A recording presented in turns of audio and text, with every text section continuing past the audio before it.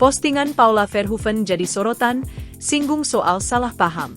Kisruh rumah tangga pasangan artis Baim Wong dan Paula Verhoeven tengah hangat menjadi perbincangan publik. Diketahui sebelumnya, rumah tangga Baim Wong dan Paula Verhoeven sempat diterpa isu miring. Hubungan Baim Wong dan Paula Verhoeven disebut merenggang setelah tak pernah terlihat bersama lagi. Kini kabar miring tersebut pun sudah terjawab. Hal itu setelah Baim Wong resmi menggugat cerai Paula Verhoeven di Pengadilan Agama, PAK, Jakarta Selatan pada Selasa, 8 Oktober 2024. Baim Wong juga telah menggelar konferensi pers dan membahas permasalahan yang terjadi di rumah tangganya. Sontak postingan Paula Verhoeven di Instagram beberapa hari lalu kini dibanjiri komentar netizen. Dalam unggahannya, Paula Verhoeven terlihat membagikan fotonya setelah selesai umrah.